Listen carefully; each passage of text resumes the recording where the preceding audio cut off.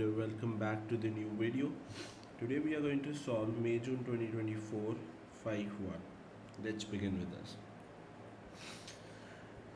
Now the first question over here. Now the first question says that a summary of 20 values of x gives this. A summary of another 25 values of x gives this. Find the mean of all 25 values of x. Okay. गौर से देखिएगा बेटा कैसे कर सकते हैं. बेटा सबसे पहले जब भी इस तरह का क्वेश्चन आए आपने गौर से देखिएगा करना क्या है. सबसे पहले यहाँ पे हम लिखते हैं this is for n is equals to 20. तो यहाँ पे मेरे पास है जी x minus 30 is equals to 439 और यहाँ पे है जी summation x minus 30 whole square is equal to 12450. ठीक है. अब सबसे पहले उसने कहा है मीन ऑफ ऑल 45 वैल्यूज आपको निकाल देना है. गौर से देखो कैसे कर सकते हैं. यहाँ पे लेट कर देते हैं y is equals to x minus 30. तो यहाँ पे मेरे पास समेशन ऑफ y कितना आ जाएगा बेटा,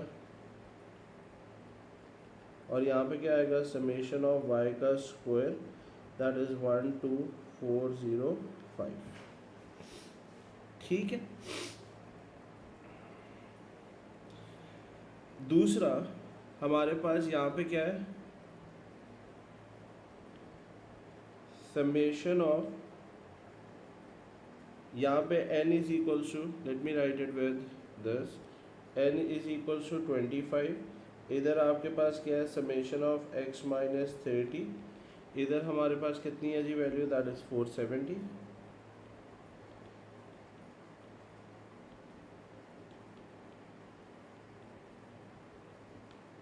ठीक है. अब राइट अब अगर मैं यहाँ पे देखूँ तो मैंने यहाँ पे लेट किया हुआ है, उस लेट को नीचे भी ले आते हैं.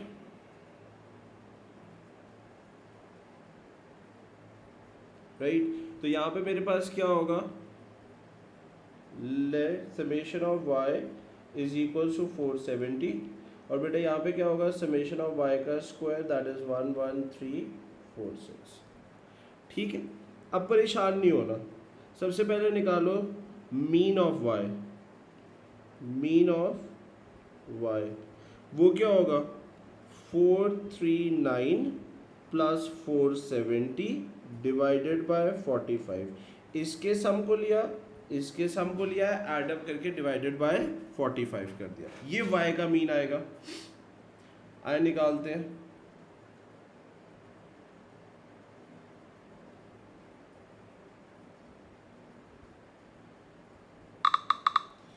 Four three nine plus 470 divided by 45 that is 20.2. ठीक है. अब हम एक प्रॉपर्टी पढ़ के आते हैं. हमने जो लेट किया था ना बेटा, अब उसको पकड़ो.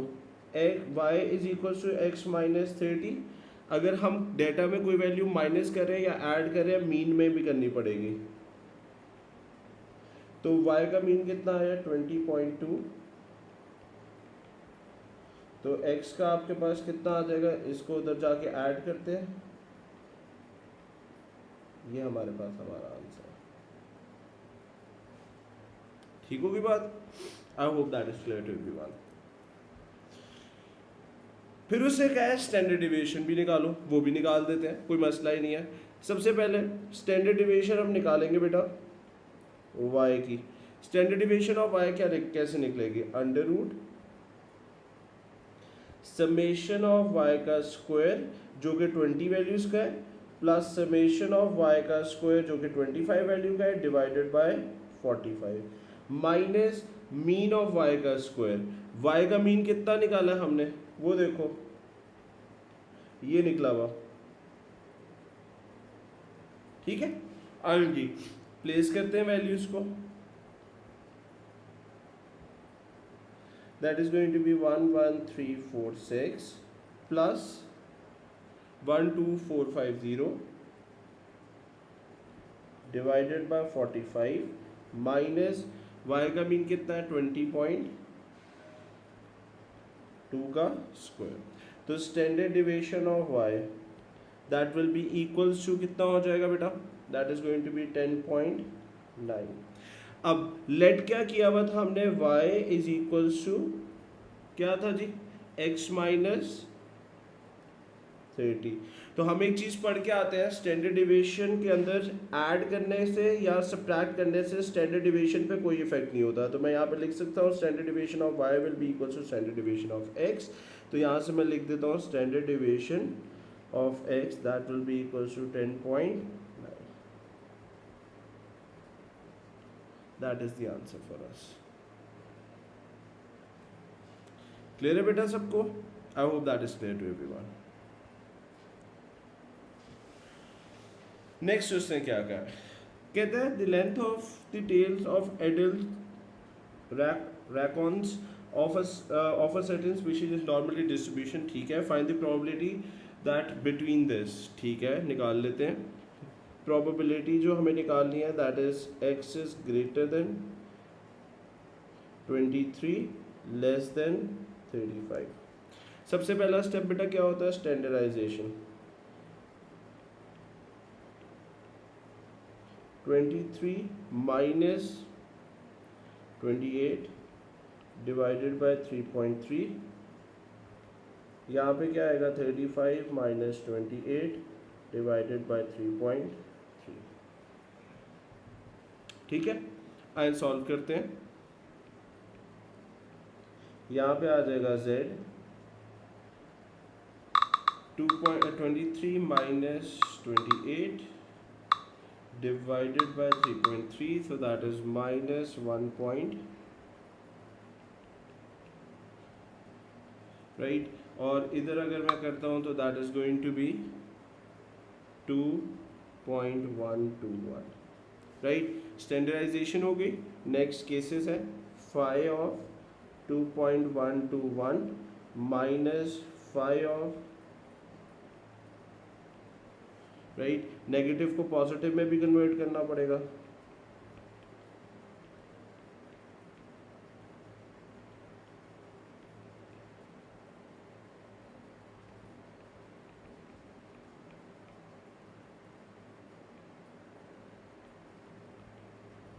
अब इसकी वैल्यू हमें हमारा टेबल देगा, वहां से जो हमारे पास इसकी वैल्यू आती है that is 0.9830। You can check it from the table as well. Plus इसकी जो वैल्यू हमारे पास आती है दैट इज 0.9351। तो फाइनल आंसर हमारे पास 0.918 आता है। That's the final answer. ठीक होगी बात बेटा? ओके, नेक्स्ट उससे हमें क्या कहा है, कहता है the masses of adult species are normally distribution with the mean this and the standard deviation 75% of the adult have greater mass with this 75%. So I can write it over here that the probability of x greater than 7.6 that is equals to 0.75। ये हमारे पास है। ठीक है, आइए जी solve करते हैं। तो पहला स्टेप अभी भी क्या होगा, standardization x minus mu divided by sigma greater than 7.6 minus mu कितना है हमारे पास, दैट इज 8.5 माइनस सिग्मा हमारे पास कितना है, फाइंड करना है।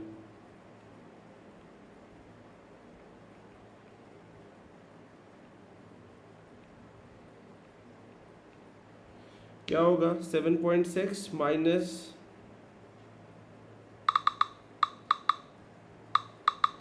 that is going to be minus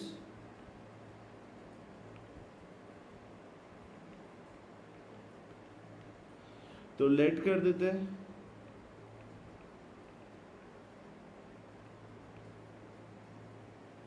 तो probability of z greater than a is equal to 0.75। अब ग्रेटर देन a गौर से देखो,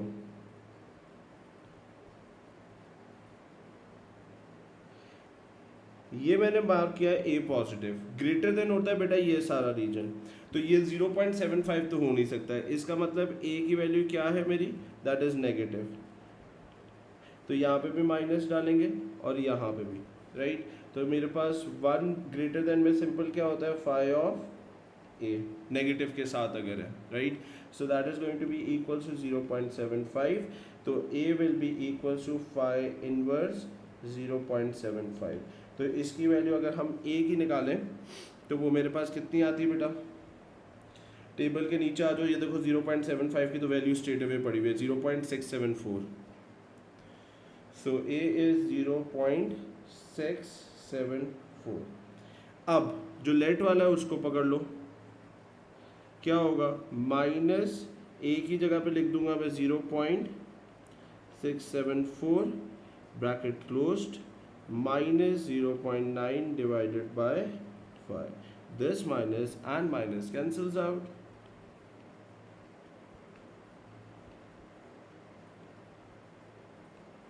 तो यहाँ से मेरे पास 1.34, दैट बिकम्स द आंसर। ठीक है जी, I hope that is clear to everyone.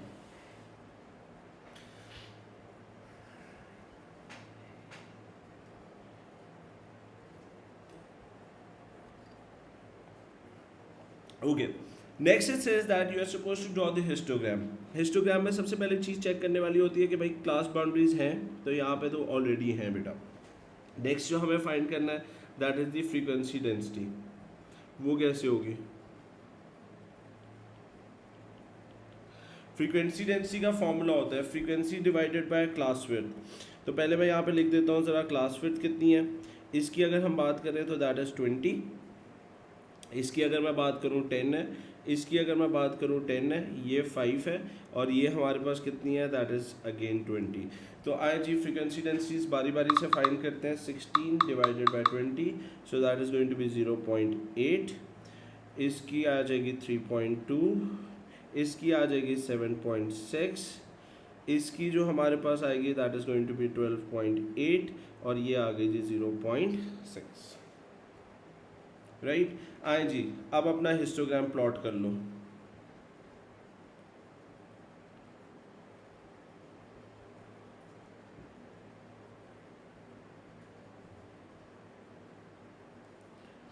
क्या बनेगा हमारे पास, this is going to be 0, 12.8 तक अगर मुझे जाना है तो that is going to be 2, 4, 6, 8, 10, 12 and this is 14, right. और स्टार्ट हो रहा है 130 से, गोइंग अप टिल 195, ठीक है। तो मैं यहाँ पे ड्रॉ कर रहा हूँ बेटा, ये आई ज़िगज़ैग लाइन, यहाँ पे किया 130, ठीक है, 140, ये आ गई जी 160, 180, 200, 220, 240, ठीक है। ओ 95 तक गए ना, 195 तक, ओके। तो फिर तो यहीं पे बन जाएगा, लेकिन वो छोटा बनेगा। दोबारा से लेते हैं scale.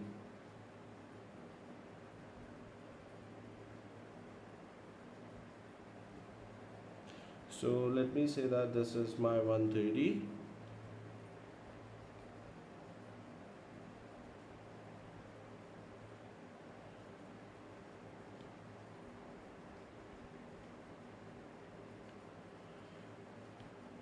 this is 130, 140, or rather I can do one more thing. Sorry, I'm wasting a lot of time on this.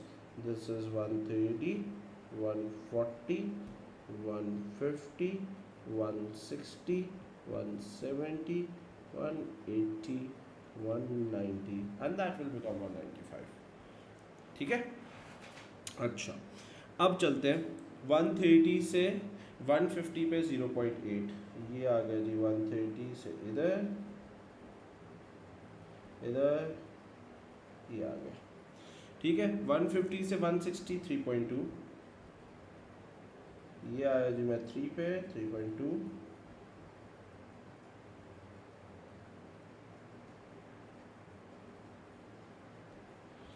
160 to 170 7.6,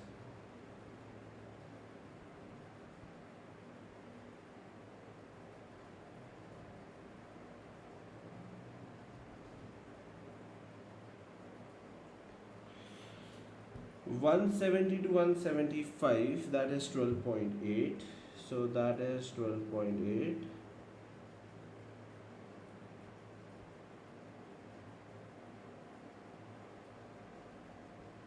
उसके बाद 170 to 195, that is 0.6.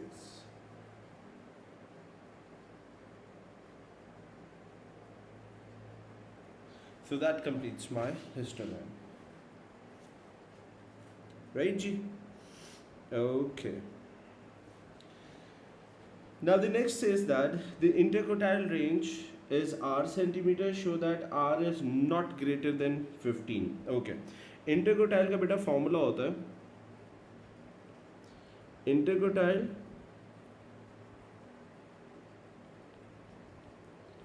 is equals to upper quartile minus lower quartile. ठीक है, right उसे हमें कहा है show that this is not greater than 15. वो और से देखो कैसे फाइंड करेंगे. सबसे पहले ये वाला टेबल पकड़ते हैं यहाँ से, इस टेबल को मैंने पकड़ा और इधर ले आते हैं. ठीक है, अब फ्रीक्वेंसी उसने हमें कितनी बताई है, उसने कहा है 200 एडल्ट्स. वो और से देखो 200 एडल्ट्स है. सबसे पहले फाइंड करो बेटा lower quartile. 200 multiply by 25 divided by 100, तो कितना आ गया 50. ठीक है, this is not the lower quartile. अब आपने करना क्या है, ये देखो ये फ्रीक्वेंसी है ना 16 है, प्लस करो 32, कितना हो गया 48 यहाँ तक हो गया. ठीक है, यहाँ पे 48 है, प्लस 76 करो, यहाँ पे 124 है. तो ऑब्वियसली बात है बेटा 50 इधर कहीं पे लाई कर रहा होगा, इन दोनों के दरमियान में, यहाँ पे कहीं पे होगा. तो उसकी आपके पास हाइट कितनी बन जाएगी 160 17. ये आपके पास इसका लोअर क्वार्टाइल बनेगी, नॉट द आंसर, ये लोअर क्वार्टाइल है. ठीक है, अपर क्वार्टाइल क्या होगी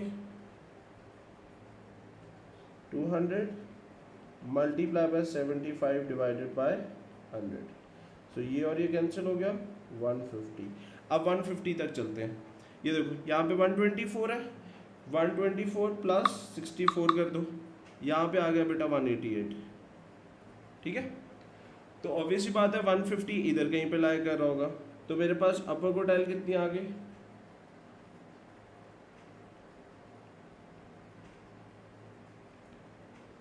that is the upper quartile. ठीक है, अब इसका इंटर क्वार्टाइल कैसे फाइंड करनी है बेटा. अपर क्वार्टाइल माइनस लोअर क्वार्टाइल तो होता है, वैल्यू तो नहीं ना ले सकते आप, पूरी रेंज है. तो यहाँ पे इंटर क्वार्टाइल कैसे आएगी, inter quartile will be equals to, ये देखो उसने कहा है show that it is not greater than 15. Right, तो हम यहाँ पे करेंगे क्या, गौर से देखो. इसको करने का बेटा तरीका ये है कि उसने कहा है नॉट ग्रेटर देन 15 होनी चाहिए. राइट, इंटर क्वार्टाइल नहीं है नॉट ग्रेटर देन 15, ये शो करनी है. आपने अपर क्वार्टाइल की हाईएस्ट वैल्यू पकड़ लेनी है which is going to be 175, minus इधर से जो लोअर क्वार्टाइल है इसकी लोएस्ट वैल्यू पकड़ लो. तो वो आंसर कितना आ गया, that is going to be 15. ये शो हो गया. ठीक होगी बात, that completes us the answer over here. I hope that is understood to everybody. Next हम आते हैं क्वेश्चन नंबर 4 पे. क्वेश्चन नंबर 4 क्या कहता है,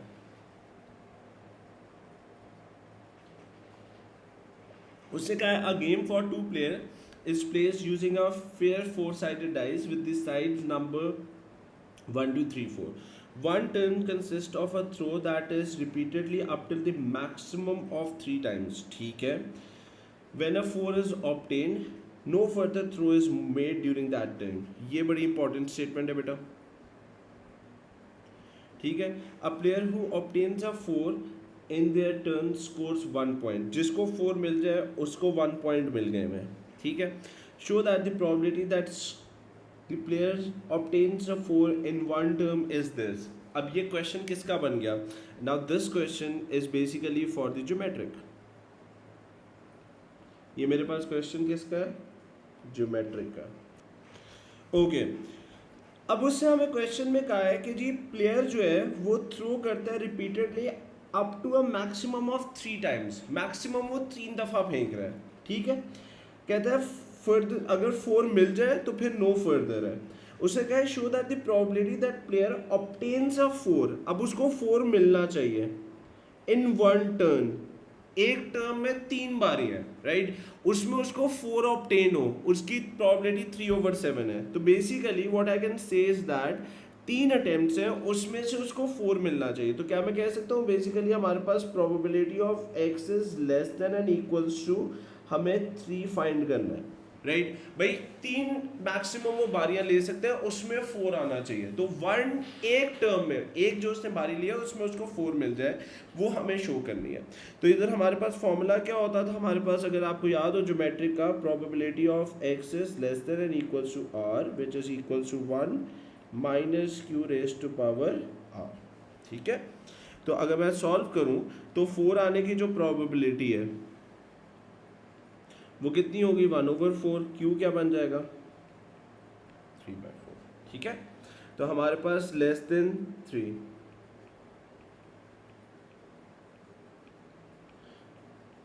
q आपके पास कितना होगा रेज टू पावर कितना होगा 3। तो अगर मैं इसको सॉल्व करूं so that is going to be 1 minus 3 raise to power 3 कितना होता है दैट इज 27 डिवाइडेड बाय 64। तो यहाँ से मेरे पास जो आएगा that is going to be 37 divided by 64, that becomes the answer right. I hope that is clear to everyone. फिर उससे हमें कहा है Exynos and Yao plays this game, find the probability that neither Exo nor Yao score any point in the first 2 turn। कहता है ना ही वो कर सके ना ही आपका जो दूसरे वाला है, दोनों में से कोई भी फर्स्ट टर्म में ना स्कोर कर सके राइट। कैसे करेंगे, 3 बारियां दोनों ने लेनी है, गौर से देखो। एक्स नो याहू, याहू नहीं याहू है, whatever the name is right. उससे कहा है दोनों के आपके पास स्कोर ना हो सके इन फर्स्ट 2 टर्म्स राइट। दोनों आपके पास जो है नॉर एक्सनो नॉर याहू दोनों फर्स्ट 2 टर्म्स में स्कोर ना कर सके। तो तीनों आपके पास पहली 3 बारियों में क्या होगा that is going to be 3/4, 4 आने की प्रोबेबिलिटी है 1/4 और ना आने की प्रोबेबिलिटी कितनी होगी that is going to be 3/4, ठीक है। अब अगर हम यहाँ पे देखें इसको सॉल्व करने के 2 तरीके हैं। पहला तरीका ये आएगा हमारे पास मल्टीप्लाई बाय 3/4 मल्टीप्लाई बाय 3/4, ये पहली बारी ले ली। मल्टीप्लाई बाय दूसरी बारी क्या होगी 3/4 multiply by 3/4 multiply by 3/4 right. क्योंकि देखो मैक्सिमम आप 3 दफा फेंक सकते हो। तो फर्स्ट टर्म ये रही, ये आपकी फर्स्ट टर्न है और ये आपकी दूसरी टर्न है राइट। इसको अगर हम सॉल्व कर दें तो वो मेरे पास क्या आएगा दैट इज गोइंग टू, इसको लिख देते हैं 3/4 रेज टू पावर आपके पास कितना हो जाएगा 6। लेकिन याद रखिएगा ये एक्स नो की है, याऊ ने भी लेनी है। तो याऊ के लिए भी क्या होगा भाई उनका स्कोर नहीं होना चाहिए, एग्जैक्ट सेम यहाँ पे भी आ जाएगी, ठीक है। इज इक्वल्स टू आपके पास क्या लिखेंगे हम, इसको भी लिख सकते हैं 3/4 रेज टू पावर 6। तो यहाँ से अगर हम देखें तो हमारे पास जो आंसर बनेगा that is going to be 3/4 raise to power 6 multiply by 3/4 raise to power 6 is equals to that is going to give us the answer.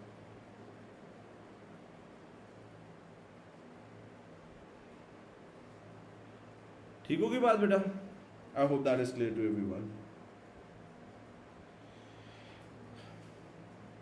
Next उसने कहा है Exynos and Yao each has 3 turns, ठीक है, find the probability that Xeno score 2 more points than Yahoo. अच्छा, now this is something different, right? Exynos के जो आपके पास point होने चाहिए वो 2 more होने चाहिए देन याहू।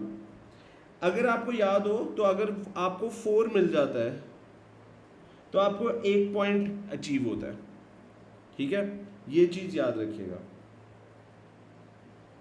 और हमने एक चीज फाइंड की है कि किसी भी एक टर्म में 4 आने की प्रोबेबिलिटी 3/7 है, 37/64 है, ठीक है, किसी भी उस पे। Okay, let's solve this. Beta, for convenience, I'm using this as x, I'm using this as y, right? बेटा याद रखें, अगर वो टर्न लेते हैं और उसमें 4 आ जाता है तो उनको 1 पॉइंट मिलता है, ठीक है, और दोनों ने 3 टर्न्स लिए हैं, इस चीज़ पे एम्फेसाइज कर रहा हूँ मैं। उसने यहाँ पे पूछा what is the probability that they score 2 more points. आपके पास x नो या x का जो स्कोर है वो 2 more होना चाहिए देन y। पहले तो सिनेरियो बिल्डअप कर लो कैसे बन सकता है। अगर मेरे पास x नो जो है या x जो है उसको 3/4 मिल जाए, पहली टर्न में भी आ जाए उसका, दूसरे में भी आ जाए, तीसरे में भी आ जाए, ठीक है, पहली टर्न में भी उसको 1/4 मिल जाए, दूसरे में भी मिल जाए, तीसरे में भी मिल जाए, तो इसके पॉइंट्स कितने हो जाएंगे बेटा?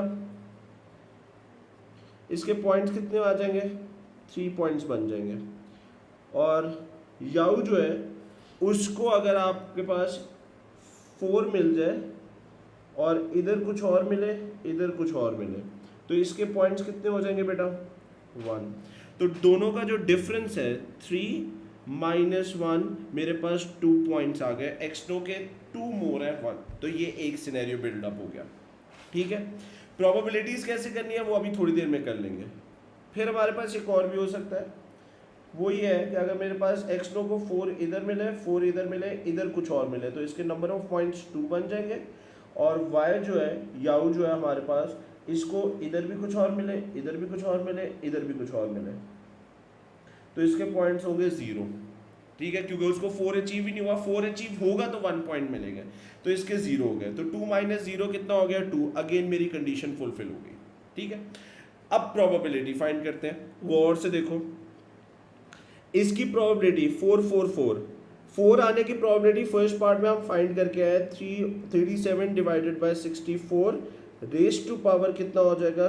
3, क्योंकि पहले भी आने का 37/64, दूसरी भी 37/64, तीसरी भी 37/64। इधर क्या होगी? 37/64 मल्टीप्लाई बाय 1 में से माइनस करेंगे तो किसी और चीज़ के आने की आ जाएगी, that is going to be 27/64 into 27/64, ठीक होगी। लेकिन इधर हमें एक और चीज भी करनी पड़ेगी। ये मैंने कहा है पहली दफा में उसको 4 मिल जाए, ऐसा भी तो हो सकता है दूसरी में मिले या तीसरी में मिले, तो इधर हमें क्या करना पड़ेगा? इन तीनों की आपस की अरेंजमेंट, वो क्या बनेगी? That is going to be 3 factorial divided by 2 factorial, और ये आपस में ये वाली प्रोबेबिलिटी इसके साथ मल्टीप्लाई हो जाएगी। तो आइए जी सॉल्व करते हैं फर्दर। 37/64 रेस टू पावर 3 आ जाएगा बेटा, multiply by 37/64 multiply by 27 divided by 64 whole square multiply by 3 factorial 6 होता है, divided by 2, that is going to be left with 3। तो इसका जो हमारे पास आंसर बनता है that is going to be 0.0594645।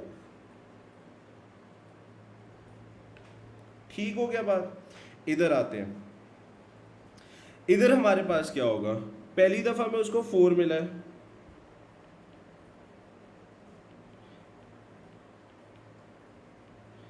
Multiply by कितना होगा? 27 डिवाइडेड बाय 64, ये इधर बन गया। मल्टीप्लाई बाय इसका क्या होगा? 27/64 इंटू 27/64 इंटू 27/64। इसको क्या करना पड़ेगा, अब यहाँ पे मैंने कहा है 4 4 और कोई और number, x is representing any other number, ये ऐसे भी तो हो सकता है पहले कोई और आ जाए बाद में 2 4 हो, तो इसको क्या करेंगे, multiply by 3 factorial divided by 2 factorial. ठीक है, एक वर्किंग स्टेप और कर रहा हूँ मैं, 3 factorial divided by 2 factorial multiply by 37/64 raise to power कितना होगा 3 multiply by, sorry my bad, raise to power 2 होगा into 27/64 multiply by 27/64 raise to power 3, यहाँ पे भी आ जाए। तो यहाँ से मेरे पास जो आती है that is going to be 0.03176। इन दोनों प्रोबेबिलिटीज को हम आपस में क्या कर देंगे बेटा, ऐड कर देंगे, तो क्या बनेगा हमारे पास, this is 0.059645।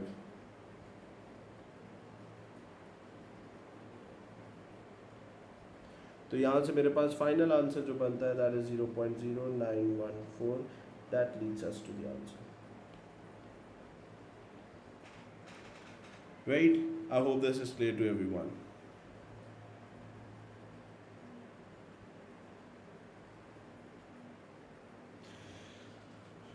Okay.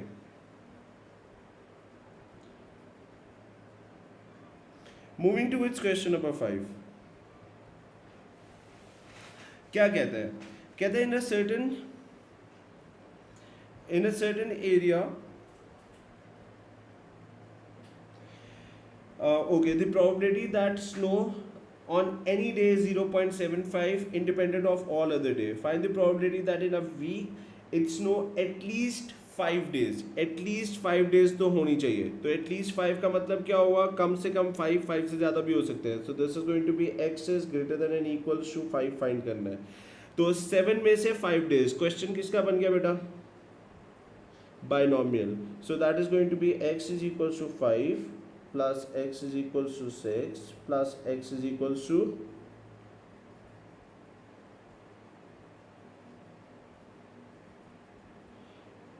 x is equals to 7।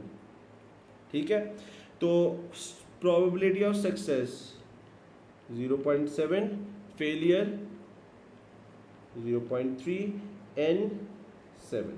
ठीक है, स्टार्ट लेते हैं, 7c5 0.7 raise to power 5 into 0.3 raise to power 2, 7c6 0.7 raise to power 6 0.3 raised to power 1 plus 7c7 0.7 raised to power 7 0.3 raised to power 0।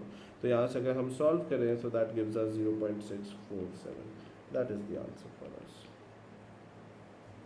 ठीक है, next उसने क्या है, a week in which it snows on at least 5 days out of the 7 is called a white week। ये जो हमारे पास week आया है ये वाला वाइट वीक है।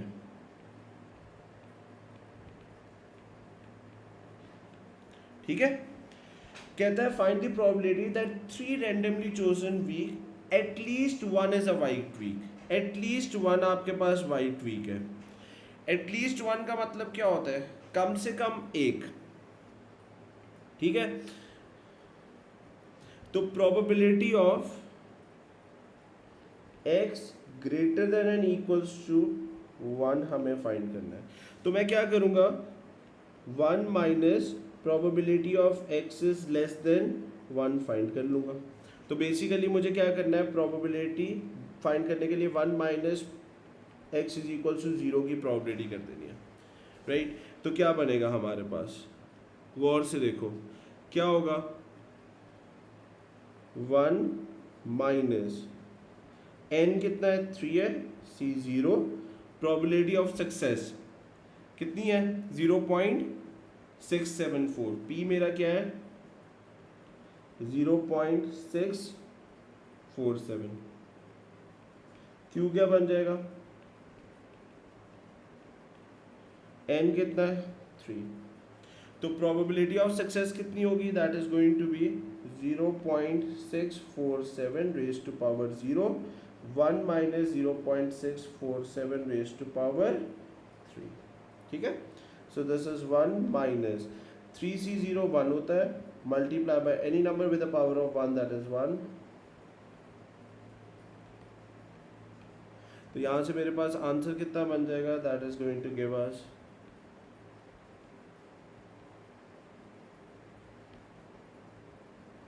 that is the answer for us. I hope that is clear with us. फिर वो कहते हैं in a different area the probability that it's a white week is 0.8. Use a suitable approximation to find the probability that 60 randomly chosen week fewer than 47 are white week. 60 randomly chosen है, fewer than 47. Probability x less than 47 find करने निकले हम। सबसे पहले n हमारे पास कितना है, दैट इज 60, p हमारा कितना है 0.8, q हमारा कितना है 0.2। तो मीन निकाल लेते हैं, कितना बनेगा, that is going to be 48। Standard deviation कितनी होगी हमारे पास, 60 इंटू 0.8 इंटू 0.2, ठीक है। So now first continuity connection क्या होगा, लेस देन है, इक्वल्स टू नहीं है, ये मैंने बार ड्रॉ की 47 लिखा, ये बना 46.5, ये बना 47.5, लेस देन लिखा हुआ है तो और इक्वल्स टू नहीं है, तो इसका मतलब इसको इंक्लूड नहीं करना है, यहाँ से स्टार्ट लेंगे, तो ये बन जाएगा x इज लेस देन 46.5। तो यहाँ से मेरे पास क्या बनेगा,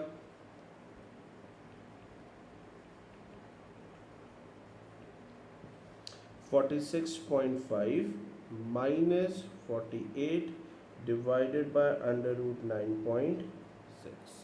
तो यहाँ से मेरे पास आ गया probability of z less than, इस पूरे को अगर मैं सॉल्व करूँ that gives us minus 0.4841।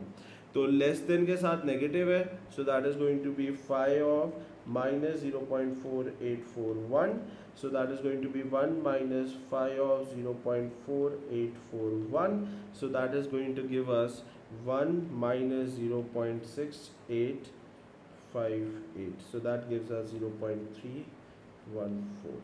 that is the answer for us, right ji? I hope that is clear to everyone.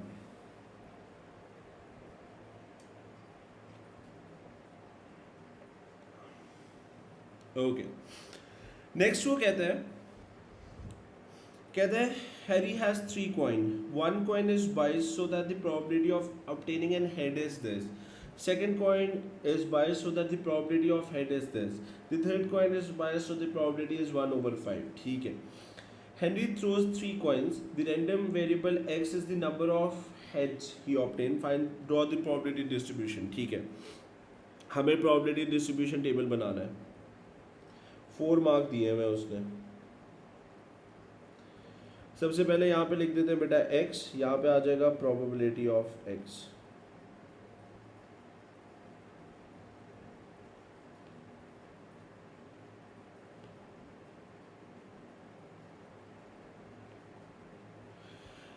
अगर मैंने 3 दफ़ा तीनों कॉइन्स को फेंका है, हो सकता है एक भी हेड ना दे, 0 आ गया, हो सकता है एक दफ़ा हेड आ जाए, हो सकता है 2 दफ़ा आए, हो सकता है तीनों हेड दे दे, ठीक है। वो और से देखिएगा,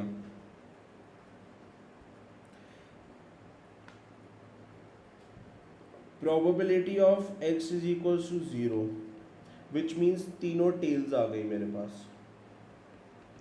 तो अगर ये हेड आने की प्रोबेबिलिटी है that will be 2/3 for the tail, यहाँ पे क्या आएगी, that is going to be 3/4, यहाँ पे क्या आएगी 4/5। तो यहाँ पे लिख देते हैं 2 divided by 3 into 3 divided by 4 into 4 divided by 5। तो यहाँ से अगर मैं इसको सॉल्व करूँ, ये और ये कटा, ये और ये कटा, तो that is going to be 2/5। ये नहीं, ये तो स्ट्रेट अवे आ गई, ठीक होगी बात। फिर हमारे पास आता है x इज इक्वल टू 1, इसका मतलब क्या है, कि एक हेड हो बाकी सारी टेल, तो ये ले जी हेड टेल टेल। अब यहाँ पे याद रखो, यहाँ पे मैं multiply by 3 factorial over 2 factorial नहीं कर सकता हूँ क्योंकि हर एक की प्रोबेबिलिटी अलग है, तो मुझे सारों को डील करना पड़ेगा। Plus probability of tail head tail plus probability of tail tail head, right. तीनों को लेके चलेंगे क्योंकि हर एक की प्रोबेबिलिटी बेटा इंडिविजुअल है, यहाँ पे मसला है एक चीज का, ठीक है। आइए जी सॉल्व करते हैं। Okay, now writing the probabilities over here. Head आने की प्रोबेबिलिटी पहले वाले की कितनी है, that is going to be 1/3 multiply by tail आने की कितनी है जी, दूसरे वाले की 3/4 इनटू दोबारा से टेल इज 4/5 प्लस टेल आने की पहले वाले की 2/3, फिर हेड आने की 1/4 इनटू टेल आने की दोबारा से कितनी है, that is going to be 4/5 plus tail आने की कितनी है बेटा, दोबारा से 3/4, हेड आने की कितनी है,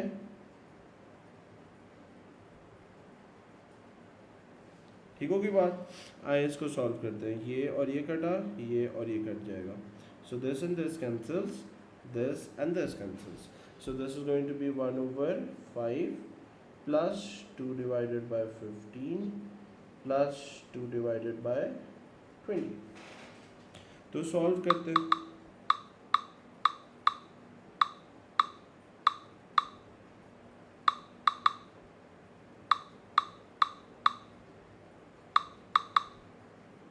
So that gives us the answer which is going to be 13 divided by 30,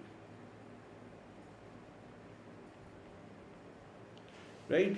फिर चलते हैं x is equals to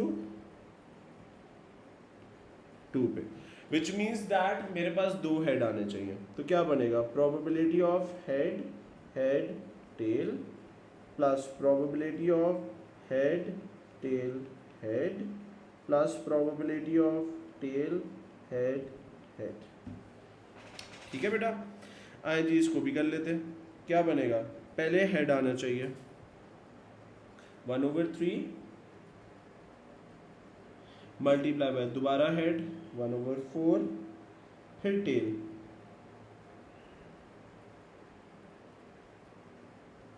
right. उसके बाद हेड टेल हेड, हेड कितना है 1/3 इंटू 3/4 इंटू 1/5, फिर tell which is going to be 2/3 into head which is 1/4 into 1/5, right। आए जी इसको भी सॉल्व कर लेते हैं। कोई कैंसलिंग नज़र आ रही है हमें, यस ये और ये कैंसिल, ये और ये कैंसिल, और तो कोई नहीं है, so that is 1/15 plus 1/20 plus 2 divided by 60, so that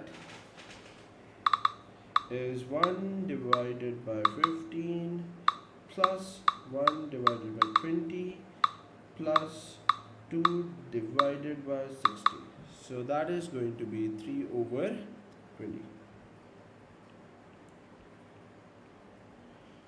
ये लीजिए, राइट। और last but not the least one is तीनों हेड्स आ जाए, राइट, तो वो कैसे आएगा, which is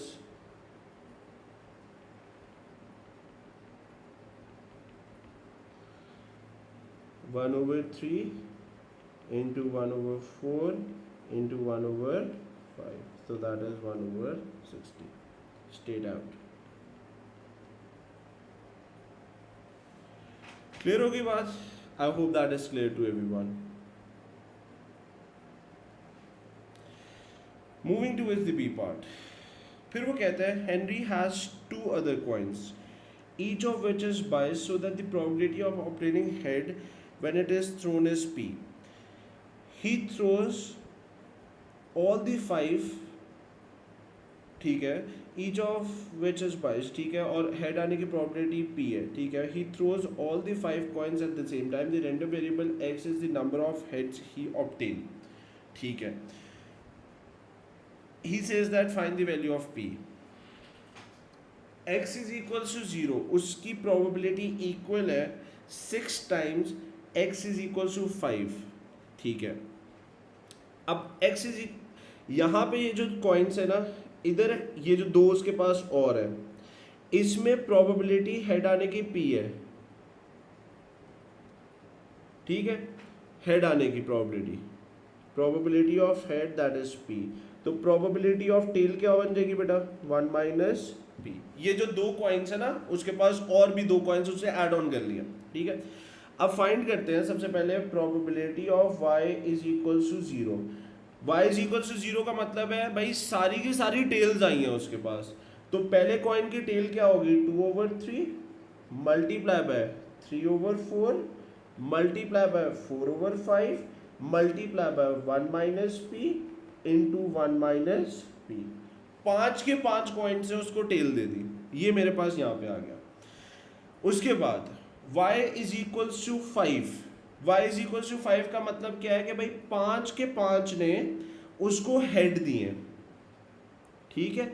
अब निकालते हैं probability of y is equal to 5 means all head, लिख देता हूं यहाँ पे ऑल हेड्स। क्या बनेगा, 1/3 इंटू 1/4 इंटू 1/5 इंटू p, ठीक होगी बात। अब हमें कुछ भी नहीं करना है, इसको सॉल्व करना है। तो यहाँ पे क्या उससे क्या है, ये इक्वल किसके, 6 टाइम्स ऑफ दिस। तो यहाँ पे सबसे पहले इसको थोड़ा सा सॉल्व कर लेते हैं, ये और ये कैंसिल, ये और ये कैंसिल, तो that is 2/5 into 1 minus P का स्क्वायर, ठीक है। और यहाँ पे क्या बन जाएगा, 1/60 इंटू पी का स्क्वायर। अब उसने एक रिलेशन बताया है, उससे क्या है, x इज इक्वल टू 0 की जो प्रॉबिलिटी है कितनी निकाली है हमने, 2 divided by 5 multiply by 1 minus P whole square is equal to 6 times 1/60 into P का स्क्वायर, ठीक है। अब कुछ भी नहीं करना है, इसको सिंपल सॉल्व कर देना है। आइए जी सॉल्व करते हैं। क्या बनेगा हमारे पास, ये और ये कैंसिल हुआ बेटा, तो यहाँ पे कितना रह जाएगा 10, ये और ये कैंसिल हुआ, यहाँ पे कितना रह गया 5, ये उधर जाके मल्टीप्लाई करा दो, ठीक है। तो 5 2 जा कितना होता है,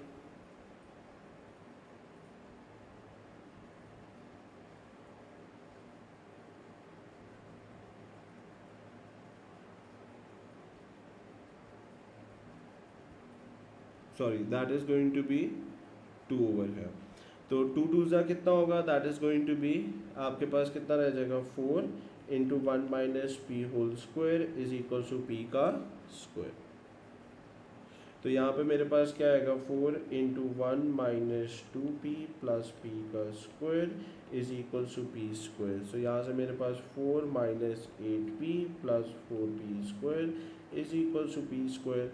सो दैट इज 3p का square minus 8p plus 4 equals to 0। So यहाँ से p की जो वैल्यू आती है that is 2/3। That's the answer for us. I hope that is clear to everyone. Next आते हैं क्वेश्चन नंबर 7 पे। क्वेश्चन नंबर 7 कहता है 8 digits 1 2 2 3 4 4 4 and 5 are arrange in a line, find the number of different arrangements of the 8 digits. ठीक है, तो यहाँ पे आ गया 8 factorial divided by 2 2s repeat हो रहे हैं, 3 4s हैं, so that is going to be 2 factorial into 3 factorial, right. आगे चलो, फिर उससे हमें क्या कहा है, कहता है find the number of different arrangement of the 8 digits in which there is a 2 at a beginning and a 2 at a end and all 3 4s are not all together. ठीक हो गया भाई,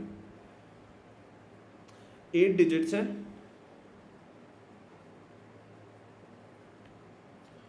1 2 3 4 5 6 7 8, 1 2 3 4 5 6 7 8, ठीक है। 2 एट अ बिगनिंग ये लो, 2 at the end ये लो, ठीक है। 2 2s थे वो इधर लग गए। All 3 4s not all together, बेटा ये जो नॉट ऑल है ना। अब याद रखो यहाँ पे 3 है, राइट, इस 2 होते तो हमारी मर्जी चलती, राइट, यहाँ पे 3 है, इसलिए ध्यान से रहना है यहाँ पे। यहाँ पे ये नहीं होगा कि आप उनकी पोजीशनिंग कर दोगे, नो, यहाँ पे आप क्या करोगे, टोटल नंबर ऑफ अरेंजमेंट्स निकालोगे। टोटल नंबर ऑफ अरेंजमेंट्स 1 2 3 4 5 6, ये जो ऑल का वर्ड है इस पे एम्फसाइज किया करें, परमुटेशन कॉम्बिनेशन की वीडियो देख लें। टोटल अरेंजमेंट क्या होगा, 6 factorial divided by 3 force repeat हो रहा है 3 फैक्टोरियल, ठीक है। अब निकालते हैं फोर्स टुगेदर।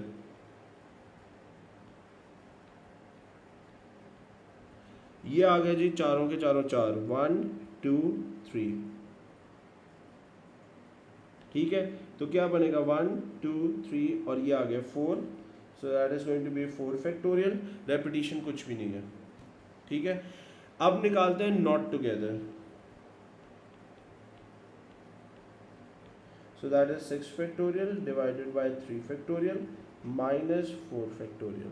तो यहाँ पे मेरे पास कितना आ जाएगा, that is going to be 96। That is the answer for us. बेटा ये जो ऑल का वर्ड है ना, इस पे एम्फसाइज्ड है, राइट, इसको ऐसे नहीं कर सकते थे हम लोग कि हमारी मर्जी चलती। 3 वालों के लिए हमारे पास मर्जी नहीं होती है, हमें देख के चलना पड़ता है। ओके, फिर उसने कहा है 3 digits are selected at a random from the 8. Find the probability that 3 digits are all different. Oh my god. Now this is something crazy. 5 marks का question है। ओके जी, सबसे पहले अगर हम यहाँ पे देखें बेटा, जब भी इस तरह का क्वेश्चन आए पहले तो पढ़ लिया करें प्रोबेबिलिटी है, ठीक है। तो जो रिपीटेड लेटर्स हैं उनको भी लेंगे, तो पहले रिपीटेड नंबर्स को हम सेपरेट आउट कर लेते हैं। 2s जो हमारे पास हैं वो आपके पास 2 हैं, 4s जो आपके पास हैं वो आपके पास 3 है, रिमेनिंग क्या हो गए 1 2 एंड 3, ये 3 है, ठीक है। आपको 3 डिजिट्स लेने हैं, तीनों के तीनों डिफरेंट होने चाहिए, right, all are different, repeat नहीं हो सकते। तो सबसे पहले वो और से देखो, ऊपर मैं लिख रहा हूँ 2s, फिर कर देते हैं 4s और फिर आगे रिमेनिंग, राइट। अगर मैं कह देता हूँ कि भाई 2 वाला मैं एक भी नहीं ले रहा हूँ 0, और यहाँ पे 4s वाला भी एक भी नहीं ले रहा हूँ, तो रिमेनिंग के 3 जो डिजिट्स हैं इधर ब्रैकेट में ऊपर लिख भी देता हूँ, भाई मेरे पास रिमेनिंग में जो है वो 1 है 3 है 5 है। अगर मुझे 3 डिजिट का नंबर बनाना है तो ये तीनों के तीनों लेने पड़ेंगे, तो यहाँ पे मैं कह सकता हूँ भाई 3C3, तीनों के तीनों ले लिए मैंने, ठीक है। इधर ऊपर भी लिख देता हूँ 4s मेरे पास 4 है, और इधर मैं लिख देता हूँ 2s मेरे पास 2 है, ठीक है। तो 3 डिजिट का नंबर बन जाएगा। 3C3 की वैल्यू अपने कैलकुलेटर से हम देख लेते हैं, 1 आता है, राइट। उसके बाद अगर मैं कहता हूं, ये 0 से आप लोग ना कंफ्यूज हो जाओगे, इधर मैं यहाँ पे लिख देता हूँ कि भाई मैंने यहाँ से रिमेनिंग में से तीनों लिया है, तो यहाँ पे मेरे पास क्या आ जाएगा 3C3, तो that will be equals to 1, ठीक है। अब मैं कह रहा हूँ जी 2s जो हैं उनमें से लेट मी से दैट मैंने एक ले लिया, 4 में से भी मैंने एक ले लिया, 2 डिजिट पूरे हो गए, रिमेनिंग में से मुझे एक लेना पड़ेगा, तो 3 डिजिट्स पूरे हो गए। अब यहाँ पे क्या आएगा बेटा 2C1, 2 2s थे एक ले लिया, multiply by 3C1 multiply by 3C1, ठीक है। तो वो मेरे पास कितना बनेगा 2 into 3 that is 6 multiply by 3 कितना हो जाएगा, that is going to be 18, ठीक है। फिर इधर से 2s में से एक ले रहा हूँ, 4 में से 0 कर देते हैं और इधर से 2 डिजिट उठा लेते हैं, तो वो मेरे पास क्या बनेगा, that is going to be 2C1 multiply by 3C2, तो वो मेरे पास कितना आ जाएगा, that is going to be 6। फिर 2s 0 कर देते हैं, फोर्स में से एक उठा लेते हैं, दो नहीं उठा सकते क्योंकि फिर डिजिट रिपीट हो जाएगा। हमें ऐसे नंबर्स बनाने हैं जो कि रिपीट नहीं होने चाहिए।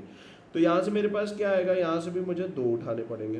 तो क्या बनेगा भाई, 3C1 4 4 जो फोर्स है वो 3 है, उनमें से एक उठाया, मल्टीप्लाई बाय 3C2, तो that is going to make us 9।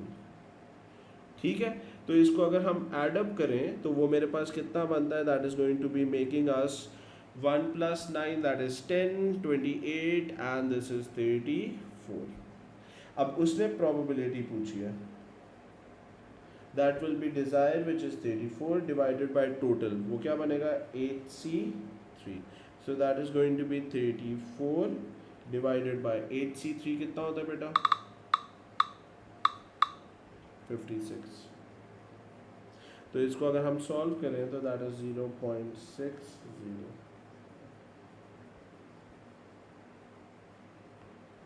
that gives us the final answer, right? And this comes to the end of this paper. I hope this is clear to you guys. Thank you so much for watching my video. Stay tuned to my channel for more past paper videos. Thank you so much.